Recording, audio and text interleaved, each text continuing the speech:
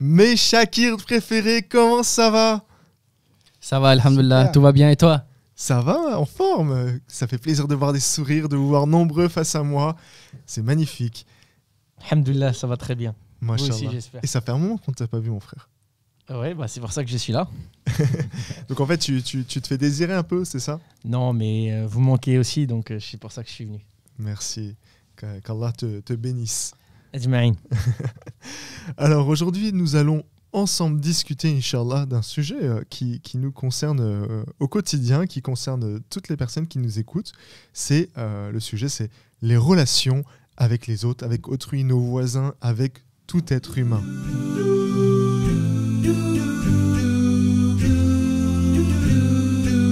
Ce sujet me tient particulièrement à cœur, car c'est à travers nos relations qu'on se fait connaître, en fait, même avant de parler, notre être, notre paraître. C'est la base déjà en fait, s'il y a deux êtres humains, même physiquement, même s'il n'y a pas de propos, il y a de la communication. On a déjà évoqué ça dans un des podcasts de mémoire. Effectivement, communication non verbale.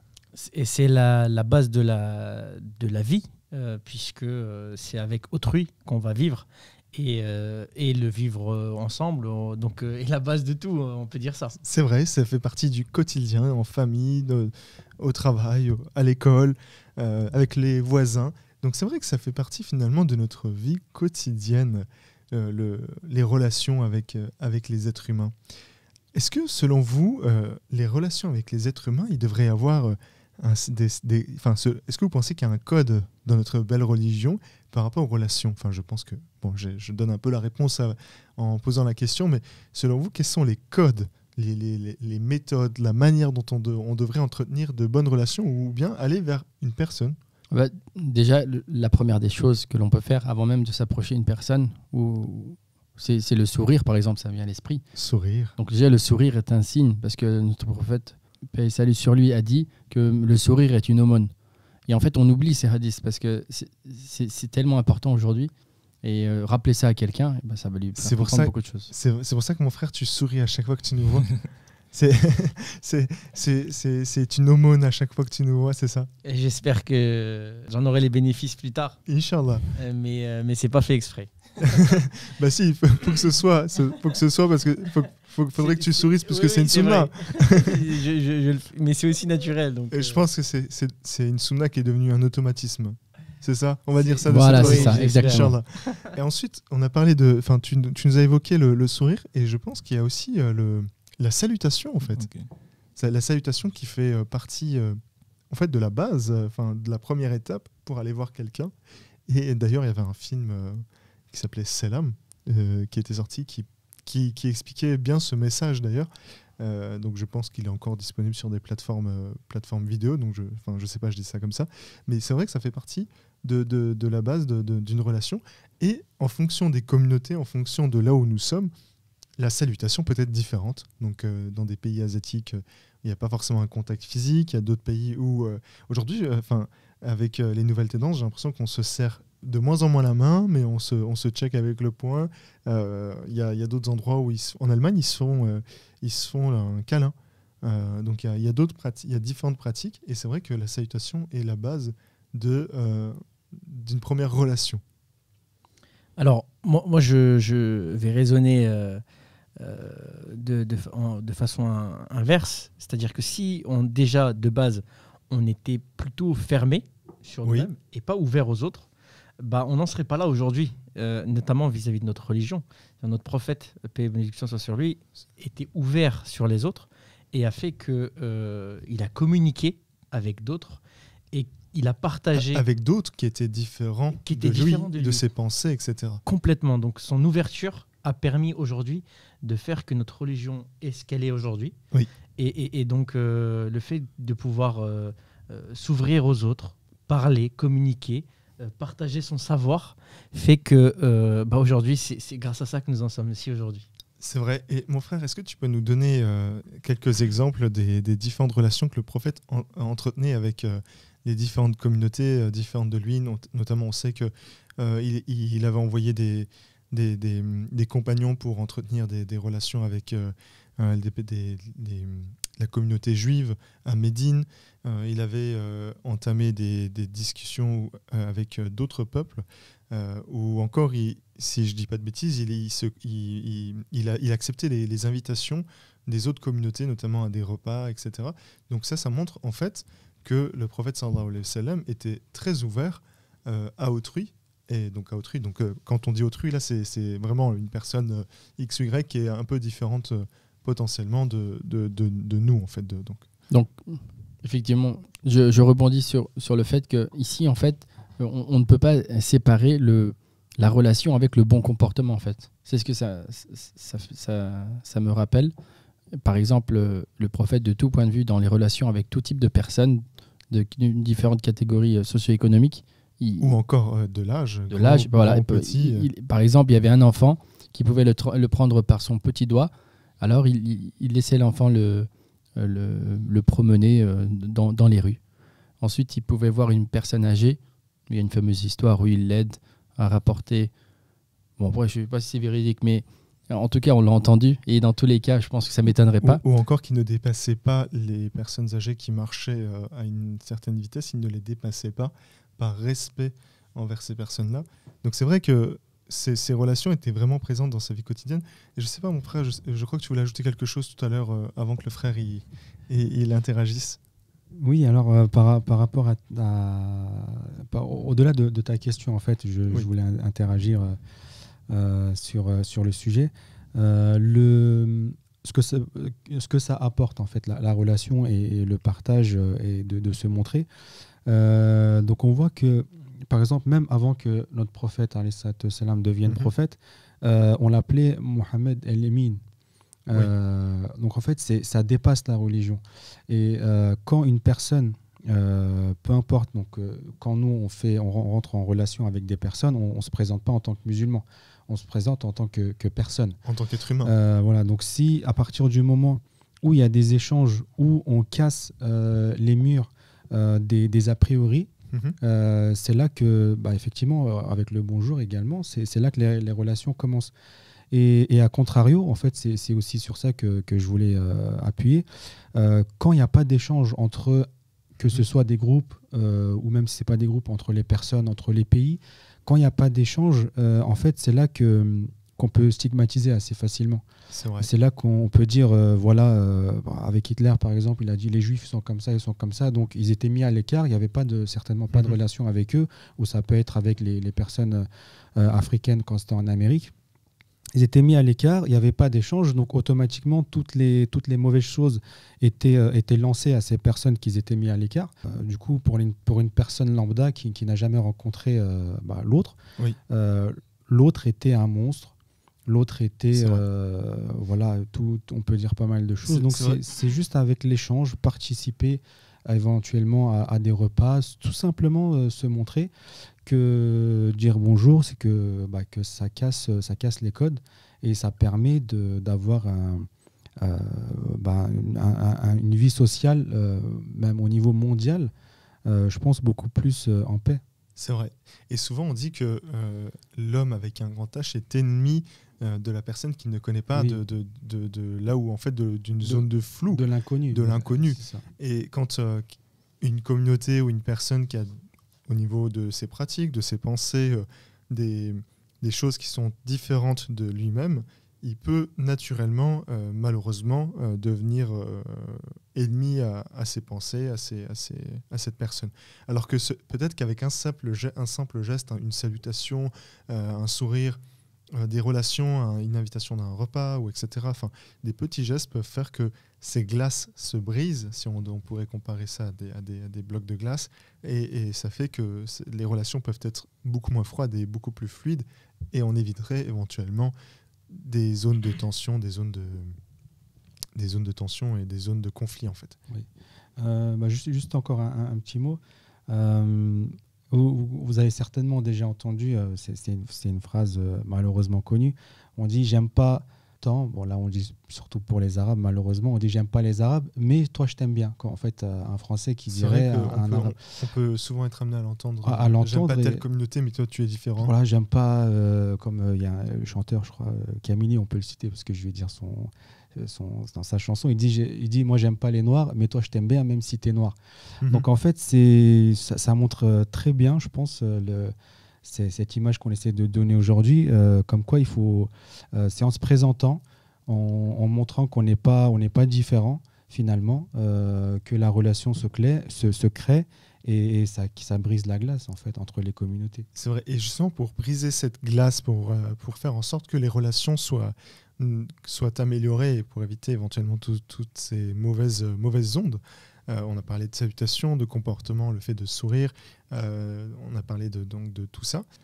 Moi, j'aimerais bien rajouter quelque chose. Vas-y, mon frère. Sur les codes qui régissent la relation avec autrui, il y a aussi la douceur qu'on doit avoir avec notre prochain.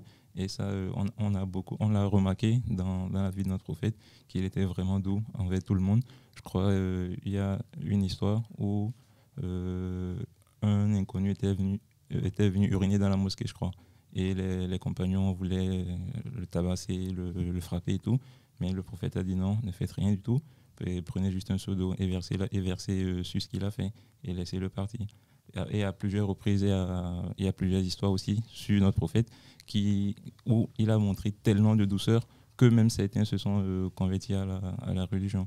Donc aujourd'hui, si nous devons marcher dans ses pas, c'est ce qu'on encourage pour une bonne relation avec autrui. Peu importe la personne, peu importe ce qu'elle nous fait, on doit toujours agir avec douceur envers cette personne. Même si nous sommes oppressés, même si nous sommes entre guillemets tabassés, insultés, toujours répondre avec de la positivité, Exactement. de l'espoir.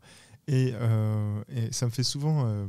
cet exemple-là est assez intéressant. Récemment, il y a quelques années, je crois, un joueur de foot a taclé sans faire exprès un autre joueur. Et celui qui s'est fait tacler est tout de suite monté au créneau, si on peut dire ça de cette façon. Il était très énervé. Il allait tout de suite aller se disputer avec celui qui a taclé. Mais celui qui a taclé, il a tout de suite été voir, donc entre guillemets, la victime. Et il lui a tout de suite fait un câlin. Il s'est excusé. Et celui qui s'est fait tacler, il s'y attendait pas, puisqu'en fait, il était énervé. Mais quand il a eu ce moment de douceur, il a été surpris et du coup, la tension s'est apaisée. Donc, ça rejoint plus ou moins l'exemple que tu as donné.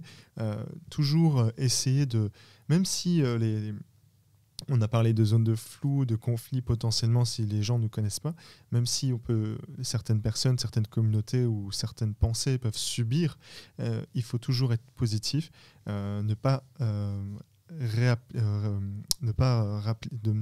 faire la même chose que ces gens-là. Ça veut dire qu'on descend un peu à leur niveau. Nous, on doit toujours être source d'espoir, même si il y a peut-être des choses négatives autour de nous. On doit toujours être source d'espoir et de positivité, notamment à travers nos actions également, à travers ce que nous faisons, nos responsabilités, à travers tout ce que nous faisons au quotidien. Et Hoja Ifani, il dit dans l'une de ses assises, si je vois deux jeunes assis par là, je garderai espoir et j'essaierai d'accompagner ces jeunes-là, en fait, espoir sur eux pour leur croyance, etc. Et c'est vrai que dans nos relations, nous devons être également patients, nous devons être positifs, notamment quand nous essayons d'entamer des discussions avec nos voisins, avec nos collègues, avec les élèves que nous pouvons avoir ou nos camarades de classe. Donc ça, c'est également quelque chose de très important. Désolé, j'ai fait un monologue là-dessus. Peut-être qu'on peut parler un peu plus de vos anecdotes par rapport aux différentes relations que vous avez eues étonnantes avec vos voisins, avec, je sais pas, votre entourage, vos amis, des choses positives qui se sont passées par rapport au relationnel que vous avez eu avec eux. Alors, moi, je ne vais pas donner un exemple en particulier, mais ce que je peux dire, c'est les résultats ou les apports des bonnes relations sociales qu'on a avec nos entourages. Que ce soit l'exemple d'un bon voisin, d'une entente très bonne avec un voisin avec lequel on devient, j'ai envie de dire, amis. C'est-à-dire qu'on a confiance à notre voisin. Alors, je ne sais plus le proverbe, si vous pouvez me le rappeler. d'acheter un voisin avant d'acheter une maison. C'est ça, avant d'acheter une maison, il y a un proverbe qui conseille de choisir d'abord son voisin que de choisir sa future propriété. C'est ça, donc l'entente avec un voisin est juste hyper importante dans la mesure où c'est comment dire, une bonne partie de notre vie où on va passer notre temps, c'est d'être bien accompagné plutôt que de passer comment dire, un mauvais moment dans notre lieu d'habitation sociale. Et de la même manière, dans notre vie professionnelle, si les relations sociales ne sont pas bonnes, on n'est pas épanoui dans le cadre du travail, quel qu'il soit. Hein. Donc, ça se transpose dans tout le domaine d'activité. N'oublie pas ce que tu vas dire. Donc là, tu as parlé d'un mécontentement si jamais les relations sociales ne sont pas bonnes. Donc là, on a parlé d'un mécontentement si jamais on a de mauvaises relations avec nos voisins, nos amis, etc. Alors, dans quelle situation on devrait être si il y a une mauvaise relation avec Allah Ta'ala? Si déjà avec nos voisins, on est avec un ami, avec un membre de notre famille, on est dans une mauvaise situation au niveau du relationnel, et que par la même occasion, on est vraiment mal au niveau de notre relationnel avec Allah Ta'ala, le Créateur, le Tout-Puissant, l'unique en fait, l'unique Créateur.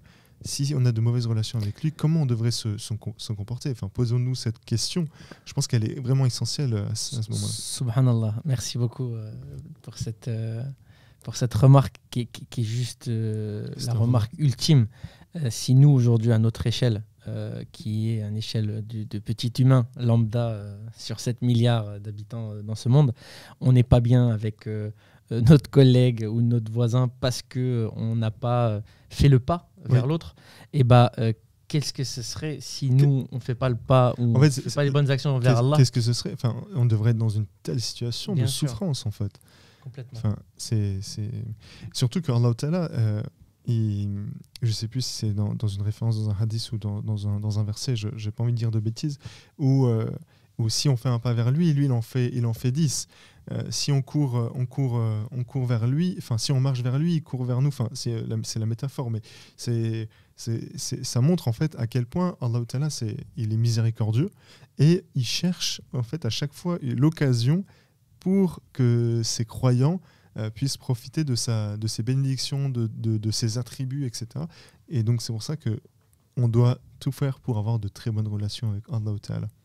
Et si je ne me trompe pas, je ne sais pas si Abi peut confirmer, il y a un hadith sur les voisins qui dit que le croyant n'entrera pas au paradis si son voisin n'est pas satisfait de lui. Je ne sais pas si vous avez une référence là-dessus. Mais j'ai quand même entendu parler de ça. Vous l'entendez pas, mais le frère a dit j'ai pas la référence. J'ai pas la référence, mais ça paraît juste, peut-être qu'on devrait la rechercher. Okay. Et il disait que ça paraît juste comme sur le principe. Donc les relations sociales de là où nous sommes partis passent par des bonnes actions.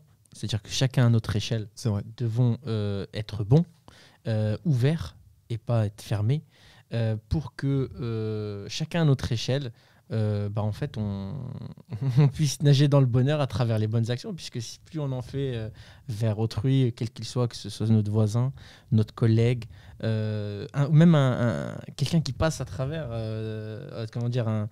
quelqu'un qu'on croise dans la rue, avec un sourire, une personne qu'on ne connaît pas, avec qui on peut faire connaissance, une aide. Et donc, ces bonnes actions vont nous apporter du bonheur. Et c'est à travers ces bonnes actions que même nous, on va pouvoir avoir une satisfaction en soi et aussi une gratitude vis-à-vis d'Allah. Oui, et ces relations, on doit les faire pour l'amour d'Allah Ta'ala et non pas pour, pour bénéficier de la piscine du voisin ou la recherche de l'intérêt, quel qu'il soit. Ou de la moto du collègue ou du camarade de classe, j'en sais rien. Mais voilà, c'est très... Dis-moi. Mon frère. Je voudrais aussi te retourner la question. À moi. Parce que c'est vrai qu'on ne profite pas de ton savoir et de ton expérience. Est-ce que tu aurais du coup quelques anecdotes à nous raconter sur ce sujet-là? Mais mes chers préférés, on n'a pas fini le tour de table. Donc, si vous voulez bien, on peut terminer par moi. Mais est-ce que, merci pour cette générosité, mais j'aimerais te poser la question par principe, puisqu'on a commencé par la droite, et si tu veux bien... On continue dans ce sens-là. Si tu veux bien. Après, je peux essayer, mais je ne m'étais pas préparé. Alors, je ne suis pas spécialement préparé non plus, mais non, j'ai pas de...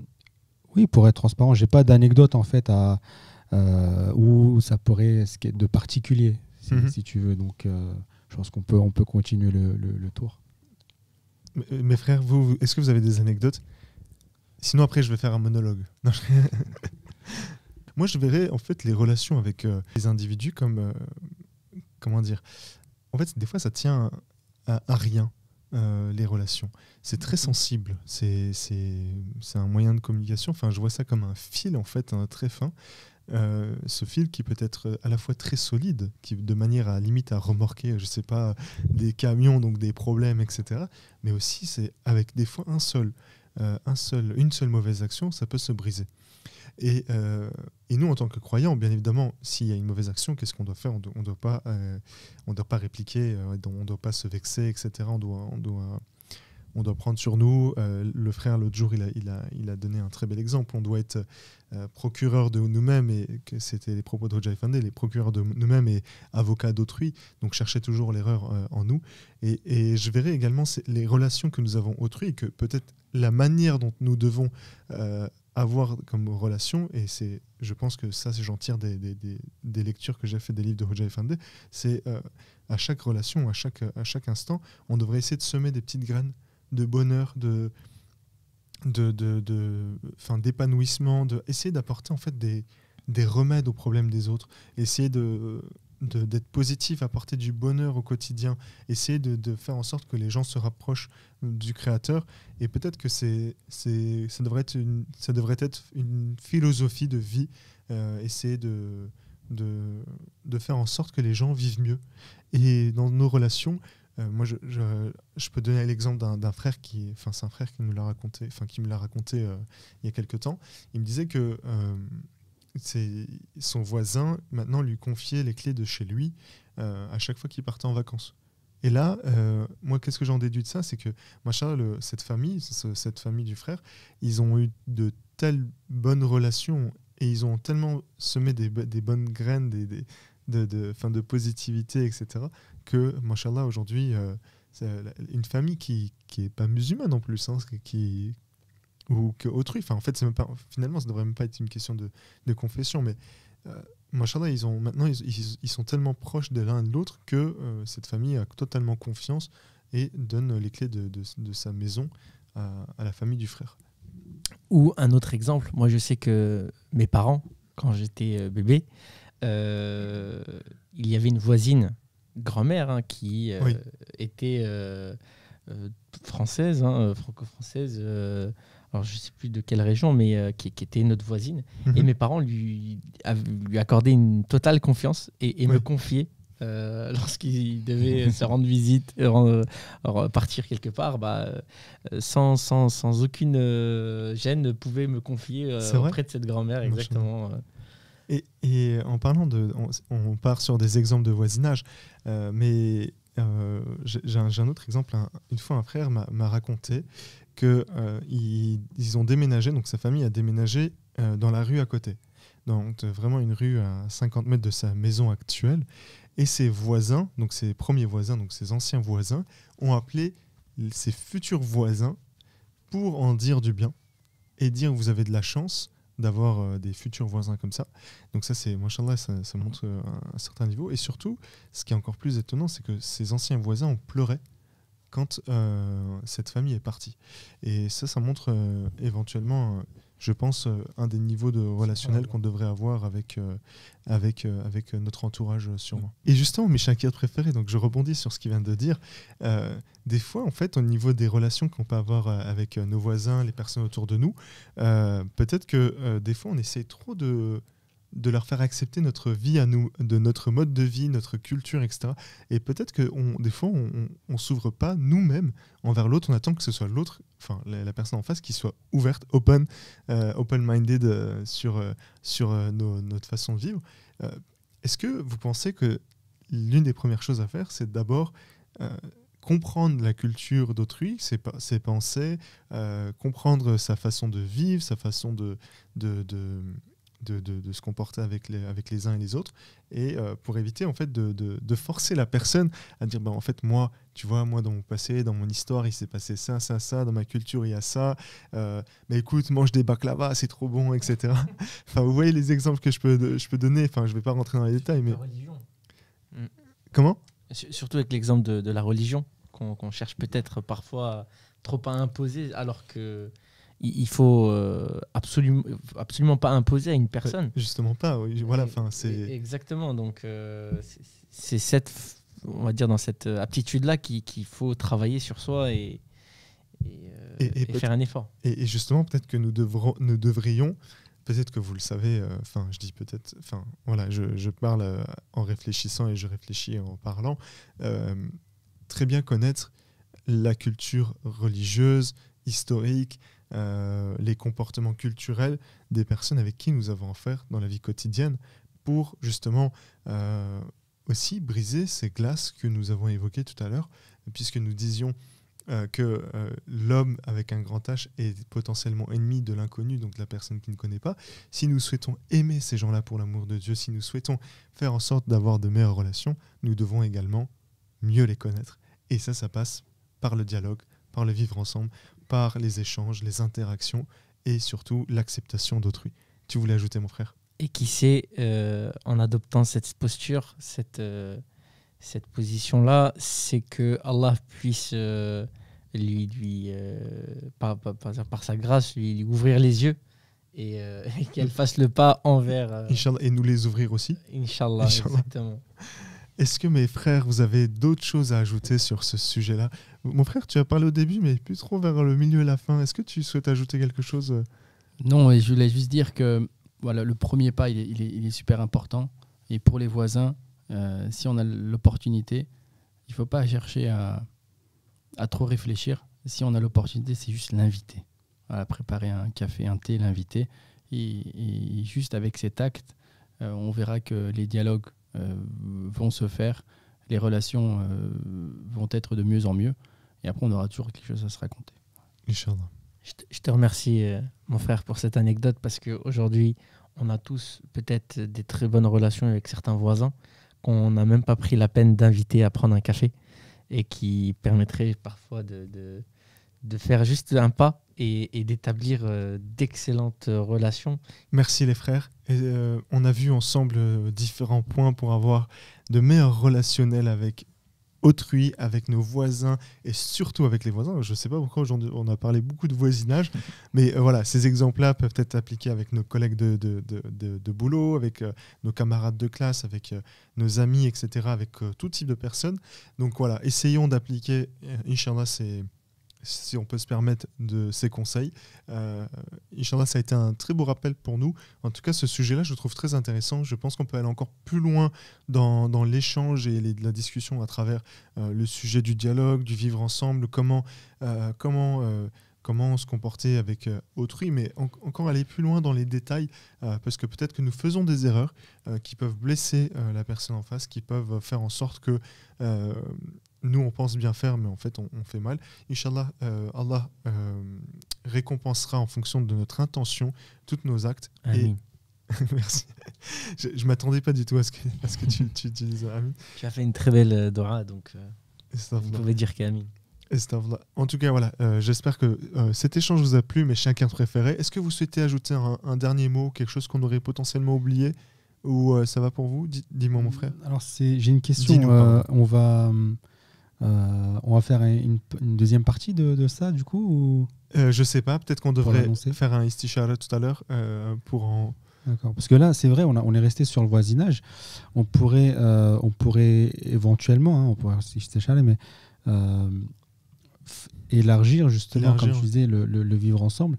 Et justement, on pourrait parler de ça. Oui, on pourrait parler de ça. Parce que je pense qu'on a plein d'anecdotes à partager, surtout aussi des anecdotes du prophète sallallahu alayhi wa sallam avec ses compagnons, puisque là on a parlé des relations avec autrui, donc une personne différente, mais aussi les relations avec les frères et sœurs croyants. Donc je pense que c'est un sujet très intéressant et très complet sur lequel éventuellement seulement un ou deux épisodes de podcast, un épisode de podcast ne pourrait potentiellement pas suffire. Ça me fait penser à la radio, il y avait une personne qui disait je ne sais pas faire la distinction entre le, un ou une, et qui disait quand je vais à la boulangerie, je fais quelque chose qui me coûte cher, mais j'achète 2 baguettes, vu qu'il ne sait pas si c'est un ou une. Excusez-moi d'avoir fait cette erreur de français. Donc en tout cas, voilà, mes chers frères et sœurs, on a essayé de voir ce sujet à travers vos très belles anecdotes. Je vous remercie et je vous dis à très bientôt, mes chakers préférés, et à très bientôt, mes chers frères et sœurs. À bientôt. Au revoir, portez-vous bien. Salam.